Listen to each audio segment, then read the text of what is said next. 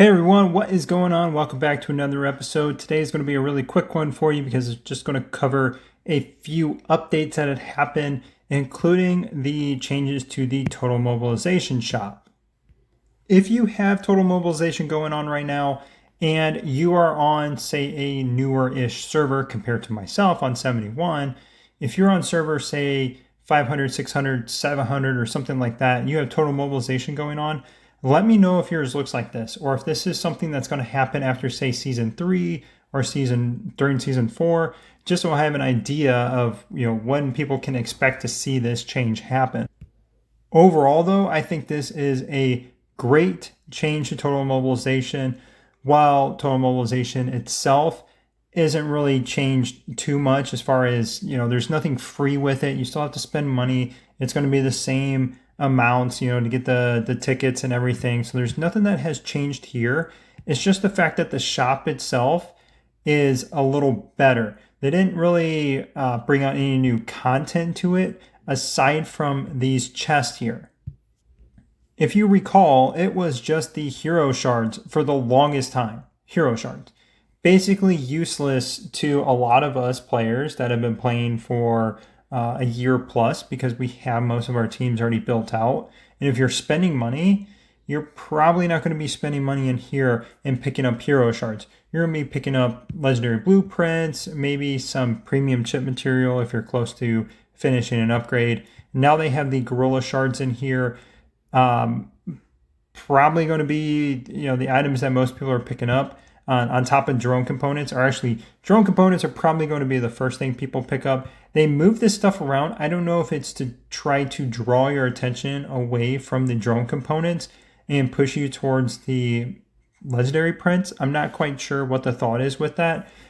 But if you are picking stuff up out of here, you're trying to think of the best thing to purchase, it would definitely be the drone components if you're spending a good amount of money.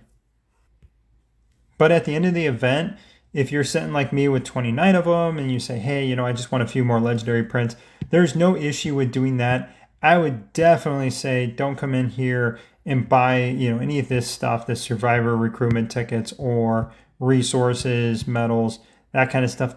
Don't do that in here unless you're like a huge mega whale and you're trying to get the, for skill medals for leveling up heroes. You probably don't need that stuff anymore. Resources, pretty much the bottom two rows you don't even want to deal with. The skill medals for the overlord stuff, again, heavy spenders, that's probably the things that they're going to be picking up out of here are going to be the skill medals and the shards for the overlord. Otherwise, for the average spender, I would say drone components, your blueprints, premium chip material, that's kind of more of like a one-off deal. But it is nice to have this option here because this is pretty good value. If I come in here, spend $10, I'm going to get 20 tickets plus an additional 20 tickets here. And then I can come in here and buy 40 of these throughout the week. So you only can buy one a day. But over the next 4 days, you can buy 40 weapon shards for a hero for $10, which is a pretty good deal compared to the other deals that happen throughout the week. Aside from the weekly pass, obviously the weekly pass is going to be the best one, but this is another better deal to pick up the hero weapon shards, which is pretty nice that they updated that. And previously, all we had was this box here, the resale box to the choice chest. This is good if you don't have the hero shards yet for somebody's weapon and you need to pick them up. You obviously need to have their specific weapon shard. So it's nice that they still have this in here. But overall, this is not a good value, so to have this in here certainly makes this a better store now. All right, this change is great, absolutely fantastic. I love this change that they brought out today. And again, let me know if this came out to your server yet, because I know some of these goals are not available to everybody yet. But these little halfway goals or stepping stones, whatever you want to call them, between the big ticket goals. So, you see the starred ones, which are the big goals, but then you have these little incremental goals in between, which are pretty sweet. You're getting resources, you're getting speed ups, you're getting gems. And then further down here, you can see past the big milestone. So this is 5 billion. And then you have the big gaps. You have 5 billion and the next big milestone is 8 billion. Well, then they threw in a couple of these in between here, so 6 and then 7 billion. You're getting some chip material, some speed ups, and some gems again, which I think is nice to fill those voids. So whenever you hit these big milestones, you're not just sitting there like, oh, okay, well, I'm not going to do anything until I get to the next really big milestone. I'm not going to push from 8 billion to 12 billion anytime soon. So I'm just not going to worry about attacking it.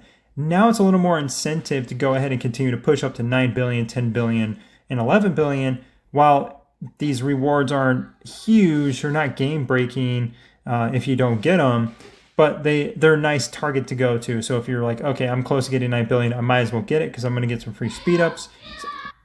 It's always nice to have some more gems.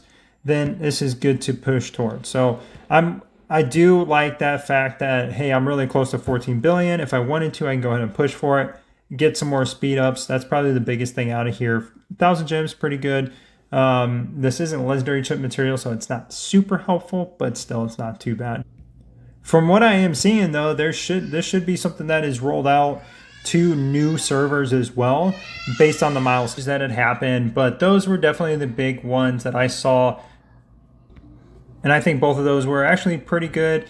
I wish Total Mobilization was better with the free-to-play player in mind, like what they did with Glittery Market. I was hoping they would do something like that, but maybe that's like a later update. I don't know. But at least they did make some changes to make it a little bit better. And that's it for this one. Hope you guys have a great rest of your day. I'll catch you in the next one.